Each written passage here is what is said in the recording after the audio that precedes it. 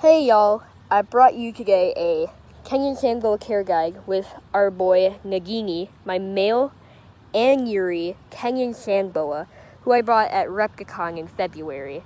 So, welcome to Herp World, my new name, and Kenyan sand boas are going to be our first thing with the new name. So, Kenyan sand boas are a species of African sand boa that stay very small, and they're a great beginner snake. So I think they are the best pet snake. And let's give you some care guide information. Oh yeah. Cut to the rest of the video and the intro. Bye-bye. My little buddy here. Ooh.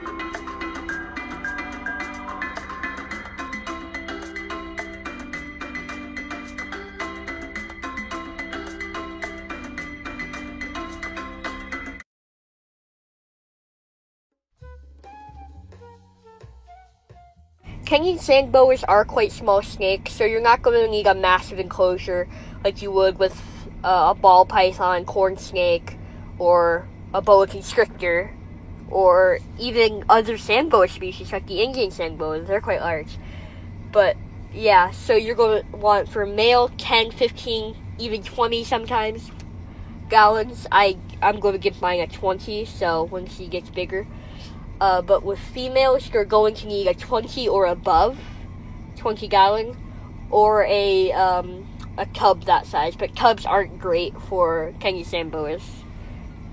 But they're just not great. They get too humid most of the time, and that's not good for them. With a younger sand boa, and you want to get it more adapted to you, you're going to handle them after your first 2 weeks of owning it. You can handle it every day for about 15 minutes, and that'll get it used to you, and it'll be a nicer snake. They are very chill dudes. Like, they do not bite. I mean, sometimes they do get a little nippy. When they're younger, they can nip you a little bit, but it won't hurt at all. It's nothing. Like, you most of the time don't even notice it. So you're going to want to get a heat mat so they can thermoregulate and not die. And this heat mat should be about a third of the size of the enclosure, and you're going to want a thermostat, which I use Godzilla. I recommend Godzilla. I have no problems with it. It's great. This video is not sponsored, by the way. I wish, but you're going to want to keep that thermostat at about the mid-90s or the mid-30 Celsius. So like, don't let them overheat and die. That's why you need a thermostat. You can't get away with no thermostat. You need one. There are no exceptions. You need a thermostat. Without a thermostat, your heat mat can reach hundreds of degrees, and that could cause snake burns on your snake. And make sure the heat mat is below the enclosure, not inside the enclosure. You don't want the heat pad inside the enclosure because that can cause burns. So, let's go on to the next thing.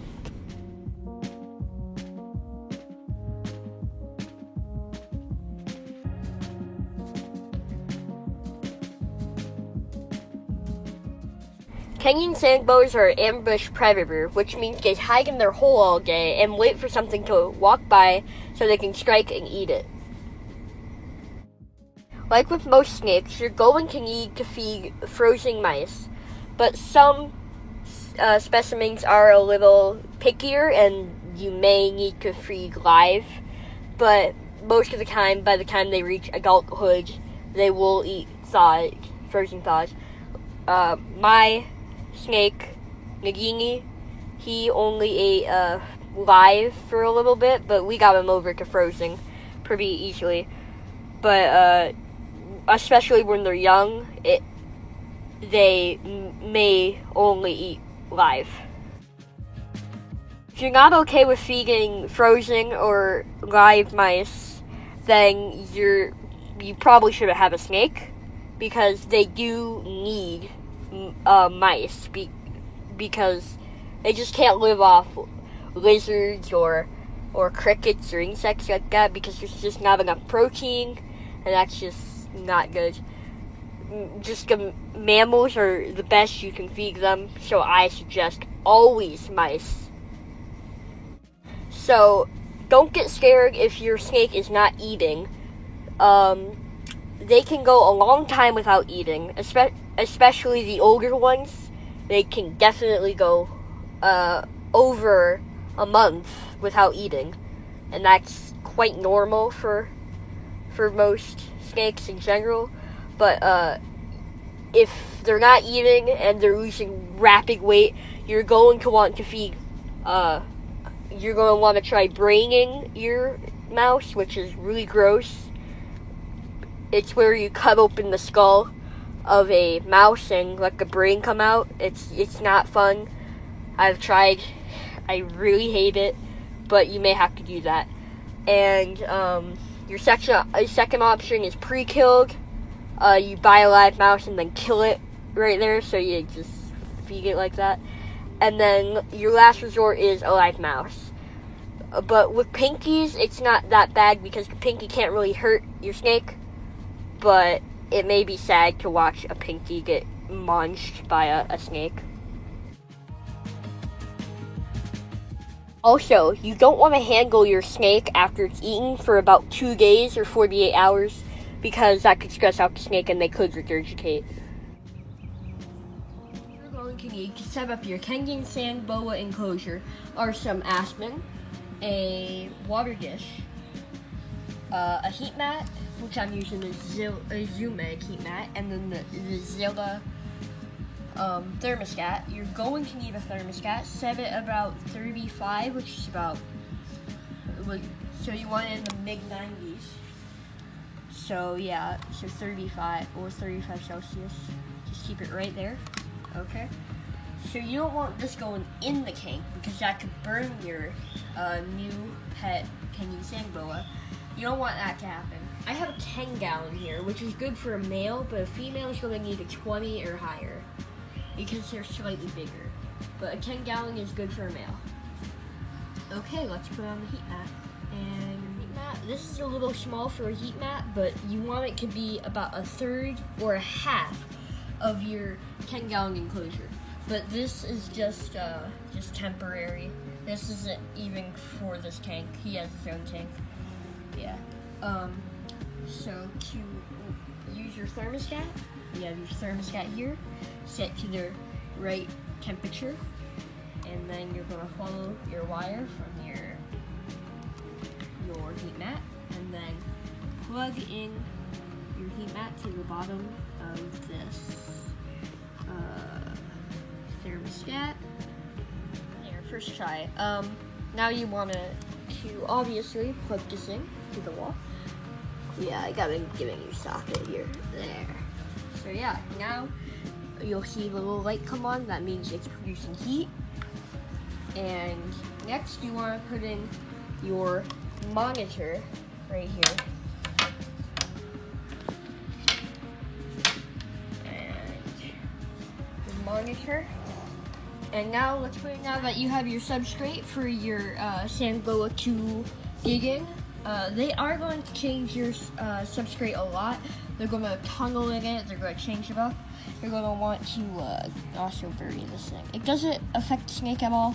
They won't notice it. Most of the time they'll probably just pass it. So, yeah, there. Just want to get that buried so it's touching the heat mat.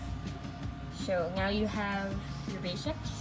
Now putting your water dish in the cool side so it doesn't evaporate as quickly. And you don't want it to evaporate so there's no humidity. They hate humidity. They're from Kenya and other Eastern African countries, so humidity is not good for them.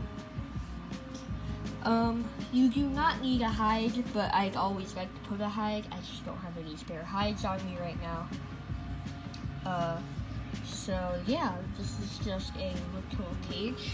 Now, you're going to want a top, which you'll put on. So here it is. It was outside, so it's a little wet. But yeah, this is your Kenyan sand boa enclosure. You're going to want to put a weight or something, like a brick maybe, or get some clamps. he's not being held in this tank, so yeah. Well, then you're going to want to release him, so put him in your tank. That's your enclosure. Let's get on to some more just care requirements. Kenyan sand boas, as well as other old world boas, are part of the Ericinae subfamily, which is in the Boidae family. Which there's a lot of weird names, but yeah, they are a burrowing species. In the wild, they do burrow into sand, but sand's not a good option for them. They can die from it. They can ingest it. It's not good. Kenyan sand boas are the smallest species of sand boa, reaching only about 20 inches and 30 inches for females, making the females much larger. And they come from East African countries like Kenya, and that's how they got their name, because they're Kenyan sand boas. Okay, the video's over. We gotta leave the park. Hope you all enjoyed the video.